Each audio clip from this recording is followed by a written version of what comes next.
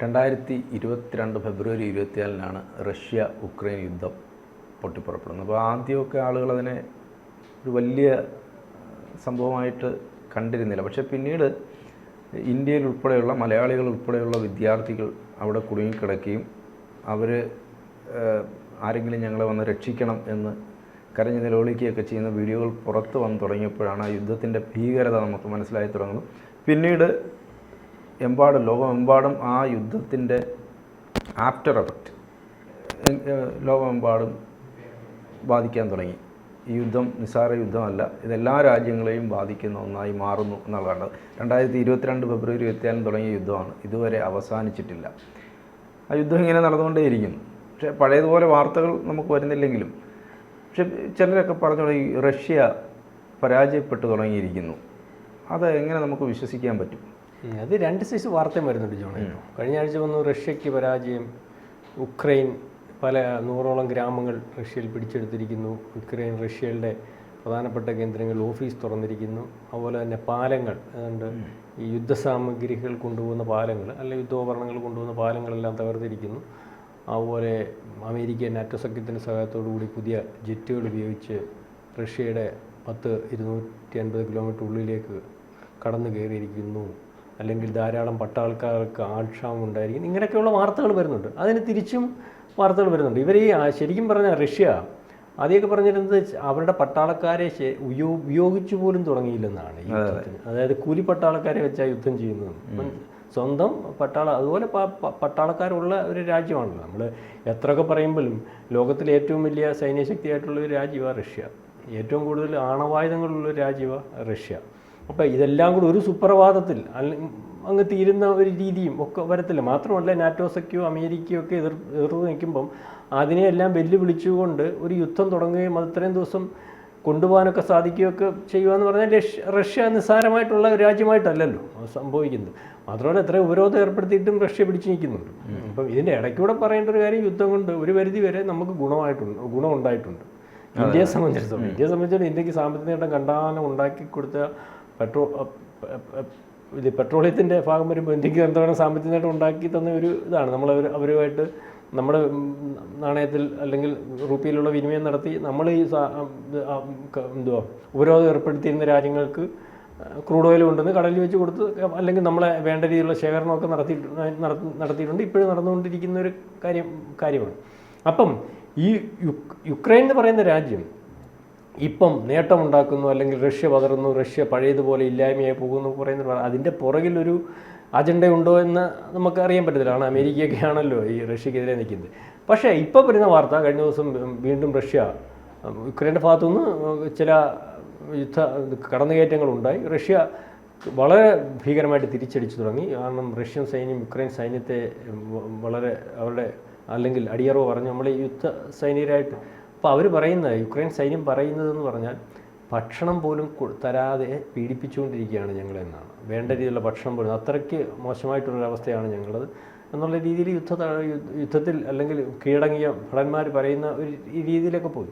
പിന്നെ റഷ്യക്കകത്തും പ്രശ്നങ്ങളുണ്ട്. റഷ്യക്കകത്തെന്ന് പറഞ്ഞാൽ റഷ്യ ഈ നിർബന്ധിതമായിട്ട് പട്ടാള സേവനം നടത്തണമെന്ന് പറഞ്ഞിട്ട് ധാരാളം പേര്, വലിയൊരു രാജ്യമാണല്ലോ, അപ്പോൾ ഗ്രാമങ്ങളിൽ നിന്നൊക്കെ ധാരാളം പേര് ഓടിപ്പോയെന്നാണ് പറയുന്നത്. ഇപ്പോൾ അവർ ഉപയോഗിക്കുന്നതെന്ന് പറഞ്ഞാൽ ഈ താൽക്കാലിക സേവനം കൊടുത്തിട്ടുള്ള പട്ടാളക്കാരെ വെച്ച് അതിർത്തി യുദ്ധം ചെയ്യുന്നതൊക്കെ പറഞ്ഞുകൊണ്ട് ജനരോക്ഷം അവിടെയുണ്ട്. മാത്രവുമല്ല ഈ ഇദ്ദേഹത്തിന് ഇപ്പം ലോക നിലവാരത്തിൽ ഇപ്പം യുക്രൈനോട് പരാജയപ്പെടുന്നു, അല്ലെങ്കിൽ നാറ്റോ സഖ്യ ചെറിയ രാജ്യത്തോട് യുദ്ധം ചെയ്ത് മോശമായൊരവസ്ഥ ഉണ്ടാകുന്നു എന്നൊക്കെ പറഞ്ഞിട്ട് റഷ്യൻ പ്രസിഡന്റ് ലോകത്തിലെ ഒരു ഹീറോ പരിവേഷം കുറയ്ക്കുന്നതിന് വേണ്ടി, അല്ലെങ്കിൽ ആ ഹീറോ പരിവേഷം കുറഞ്ഞിരിക്കുന്ന ഒരവസ്ഥയിൽ നമുക്ക് കാണാൻ സാധിക്കുന്നുണ്ട്. കാരണം എല്ലാം ഇപ്പം ജോൺ ചോദിക്കുമ്പോഴും റഷ്യക്ക് എങ്ങനെ സംഭവിച്ചു, അല്ലെ അത് മോശം, അങ്ങനത്തെ ഒരു അതിനുവേണ്ടി ശ്രമിക്കുന്നുണ്ടോ. എന്തുവായാലും അത് വീണ്ടെടുക്കുന്നതിന് വേണ്ടി റഷ്യ തയ്യാറെടുത്ത് തുടങ്ങി. ഒരു അതിരൂക്ഷമായിട്ടുള്ള യുദ്ധം ആണ് നടന്നുകൊണ്ടിരിക്കുന്നതാണ് ഇപ്പോൾ അറിയാൻ സാധിക്കുന്നത്. അതുപോലെ തന്നെ ഈയൊരു യുക്രൈനകത്ത് ഈ ഇതുവരെയുള്ള യുദ്ധത്തിലെന്ന് പറഞ്ഞാൽ ഈ മറ്റേ ഇസ്രായേൽ അടിക്കുന്ന പോലെ ഒരു രണ്ടും കെട്ട ഒരു സമീപനത്തിലല്ല റഷ്യക്കകത്ത് യുക്രൈനകത്ത് നിൽക്കുന്ന റഷ്യക്കാരാണ്. ഇപ്പോൾ ഈ ആളപായം ഉണ്ടാവാതെ ഉള്ള ഒരു യുദ്ധം. കാരണം ഇപ്പം തന്നെ ഒരു 10,000-15,000 പേരെ ഈ ശരിക്കും പറഞ്ഞാൽ ഇത്രയും നാൾ യുദ്ധം ചെയ്തിട്ടും മരിച്ചിട്ടുള്ളൂ. ഇപ്പോൾ ഇവർ 54 പാലം പിടിച്ചെടുത്തു, അല്ലെങ്കിൽ തകർത്തു, അവിടെ കയറി ഇവിടെ കയറി എന്നൊക്കെ പറയുമ്പം ജോണൊക്കെ ശ്രദ്ധിച്ചാൽ മനസ്സിലാവും. ഇപ്പം ഈ യുദ്ധം തുടങ്ങിയിട്ട് അവരിതെല്ലാം ആദ്യമേ ചെയ്തതാണ്. റഷ്യയിൽ ഈ യുക്രൈനിലെ ഒട്ടുമുക്കാലും പാലങ്ങളെല്ലാം തകർത്തു, വ്യവസായ സ്ഥാപനങ്ങളെല്ലാം തകർത്തു, അണക്കെട്ടുകൾ വരെ തകർത്തു, ഓർമ്മയില്ല, അണക്കെട്ടുകളൊക്കെ തകർത്തു. അപ്പം ഇതൊക്കെ അവർ നേരത്തെ ചെയ്ത് വെച്ചിട്ട് അവരൊരു ഒതുങ്ങി ഇങ്ങനെ ഇടയ്ക്കിടയ്ക്ക് രണ്ട് മിസൈലും ഒക്കെ വിട്ടിരിക്കുന്ന സമയത്താണ് ഇപ്പോൾ ഇത് സംഭവിച്ചേക്കുന്നത്. അതിന് ശക്തമായ തിരിച്ചടി ഉണ്ടാവും. റഷ്യ നിസ്സാരമായിട്ട് കാണേണ്ട ഒരു രാജ്യമല്ല. ആണവായുധങ്ങൾ പോലും, ലോകത്ത് ഏറ്റവും കൂടുതൽ ആണവായുധങ്ങൾ ഉള്ള രാജ്യമായിട്ടാണ് റഷ്യയെ കാണുന്നത്. എല്ലാ മുങ്ങിക്കപ്പലുകളായാലും അല്ലെങ്കിൽ വിമാനവാഹിനി കപ്പലുകളായാലും പട്ടാളക്കാരുടെ കാര്യത്തിലായാലും എല്ലാ രീതിയിലും ഏറ്റവും കൂടുതൽ സൈന്യ ശക്തിയുള്ള രാജ്യമാണ്. പിന്നെ മാത്രമല്ല, ഇതൊക്കെ പറയുമ്പോഴും ആര് പറഞ്ഞാലും കേൾക്കാത്തതാണ് റഷ്യൻ പ്രസിഡന്റ്. അതേ പഴയ കമ്മ്യൂണിസ്റ്റ് രാജ്യത്തിൻ്റെ അതേ ശൈലി തന്നെ റഷ്യൻ പ്രസിഡന്റ് പോയിക്കൊണ്ടിരിക്കുന്നത്. സോ ഒരു സ്വേച്ഛാധിപതിയുടെ രീതിയിൽ അദ്ദേഹത്തിന് ഇഷ്ടമുള്ള രീതിയിൽ തന്നെയാണ് പോകുന്നത്. ആര് പറഞ്ഞാലും കേൾക്കത്തില്ല. പിന്നെ ഈ പറയുന്നത് പോലെ അതിനകത്ത് ജനങ്ങൾക്ക് യുദ്ധത്തിനോട് അല്ലെങ്കിൽ എതിർപ്പുണ്ട്, നിർബന്ധ സൈനിക സേവനം നടത്തുന്നതിന് എതിർപ്പുണ്ടെന്നൊക്കെ പറഞ്ഞിട്ടൊന്നും കാര്യമില്ല. അദ്ദേഹം ഒരു സ്വേച്ഛാധിപതിയെ പോലെയാണ് പോകുന്നത്, രാജ്യത്തിൻ്റെ താല്പര്യത്തിനനുസരിച്ചാണ് പോകുന്നത്.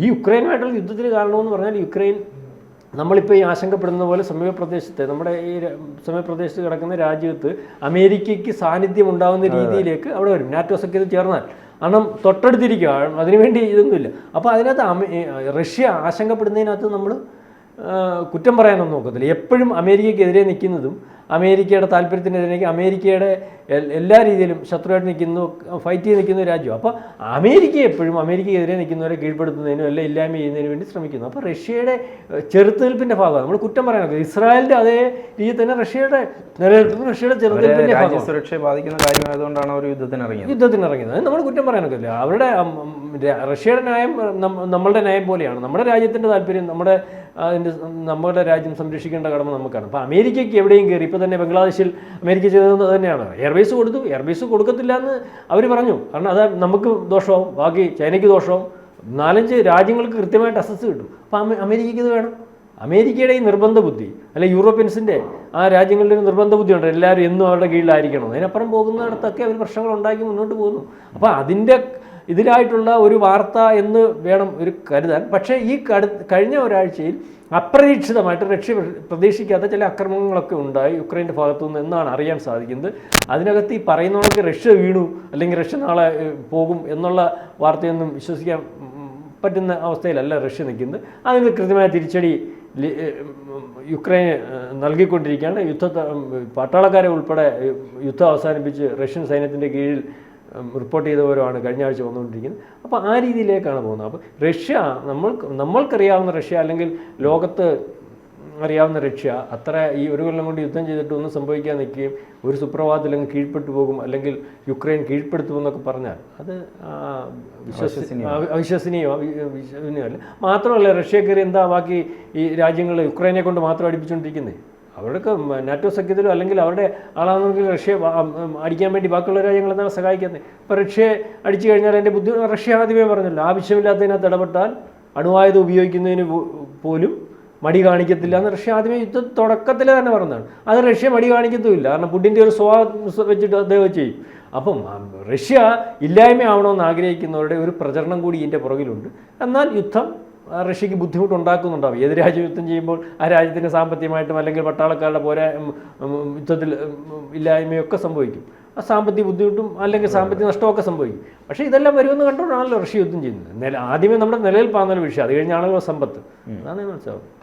ഇതിനകത്ത് ഈ വ്ളാഡിമിർ സെലൻസ്കിയാണ് അവിടുത്തെ പ്രസിഡന്റ്. അദ്ദേഹം ഒരു ഹാസ്യ താരമായിരുന്നു. യുദ്ധം തുടങ്ങിയ സമയത്ത് അദ്ദേഹം പട്ടാള വേഷത്തിലൊക്കെ വന്ന് നിന്നതൊക്കെ അവിടുത്തെ ഉക്രൈനിലെ പട്ടാളക്കാരെയൊക്കെ പ്രചോദിപ്പിക്കുക, ലോകമെമ്പാടും ആ ചിത്രം വലിയൊരു പ്രചോദനാത്മക ചിത്രമായി മാറുകയൊക്കെ ചെയ്യുന്നത് നമ്മൾ കണ്ടതാണ്. ഈ സെലൻസ്കിയൊക്കെ ആ സമയത്താണ്, ഈ യുദ്ധം തുടങ്ങിയ സമയത്താണ് ഈ വ്ളാഡിമിർ സെലൻസ്കി എന്നുള്ള പേര് പോലും, പുടിൻ എന്നുള്ള പേര് നമുക്കെല്ലാം അറിയാം, പക്ഷേ സെലൻസ്കിയെക്കുറിച്ച് നമ്മൾ കേട്ടു തുടങ്ങിയത് ആ സമയത്താണ്. അദ്ദേഹം ഒരു ധീരൻ്റെ പരിവേഷത്തോടു കൂടി വന്നിരിക്കുന്നതാണ് നമ്മൾ കണ്ടത്. ഒരു ചെറിയ രാജ്യത്തെ ഒരു ഭരണാധികാരി, അദ്ദേഹം ഏത് നിമിഷവും കീഴടങ്ങും എന്നാണ്.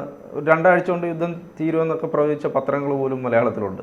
പക്ഷെ അങ്ങനെ സംഭവിക്കാതെ 2 വർഷം ആകുന്നു ആ യുദ്ധം നീണ്ടുപോകുന്നു. ഒരുപക്ഷെ ഈ സെലൻസ്കി ഒരു ധീരനാണ് എന്ന് തെളിയിച്ച ഈ യുദ്ധം അവസാനിച്ച് കഴിയുമ്പോൾ, ഏതെങ്കിലും ഘട്ടത്തിൽ യുദ്ധം അവസാനിക്കും. യുദ്ധം അവസാനിച്ച് കഴിയുമ്പോൾ ആ യുദ്ധം കൊണ്ട് നമുക്കൊരു ചരിത്ര പുരുഷനുണ്ടാകുകയാണെങ്കിൽ ഈ സെലൻസ്കി ആയിരിക്കത്തില്ല. വലിയൊരു കാര്യമുണ്ട് ഇതിനകത്ത്. ഇപ്പോൾ പറഞ്ഞതുകൊണ്ട് ഞാനത് പറയാം. ഇതിനകത്ത് ഈ സെലൻസ്കി എന്ന് പറയുന്നതിൻ്റെ ബ്ലഡിനകത്ത് വലിയ പ്രത്യേകതയുണ്ട്, അറിയാം. നിങ്ങൾ പറഞ്ഞത് ഒരിക്കലും മാറത്തില്ല. ഈ റഷ്യക്കുണ്ടാകുന്ന ബുദ്ധിമുട്ട് തന്നെ, സെലൻസ്കി ജൂതവംശവനാണ്.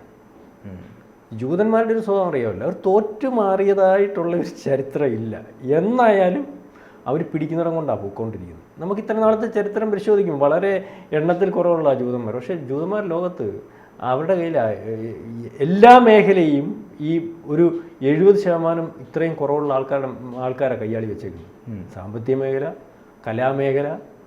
യേശു ക്രിസ്തു ജൂതൻ, ഈ മതമില്ലെന്ന് പറയുന്ന നമ്മുടെ ഇതെഴുതിയ ആള് കാർൽ മാർക്സ് ജൂതൻ. ഈ ലോക ശാസ്ത്രജ്ഞന്മാരെല്ലാം മിക്കവാറുള്ള എല്ലാം പരിശോധിക്കും, എല്ലാം ജൂതന്മാരാണ്. ഈ ജൂതന്മാർക്ക് ഒരു വല്ലാത്തൊരു ബ്ലഡ് അത് ഉണ്ട്. നമ്മൾ പരിശോധിച്ച് നോക്കുമ്പോഴും മനസ്സിലാവും ഇദ്ദേഹവും ജൂതനാണ്. അങ്ങനെയൊന്നും മാറിക്കൊടുക്കുന്നില്ല പുള്ളി. പോരാട്ട വീര്യം അത് ഇൻ ബോൺ എന്ന് പറയുന്നതുകൊണ്ട് പുള്ളിയിലുണ്ടത്.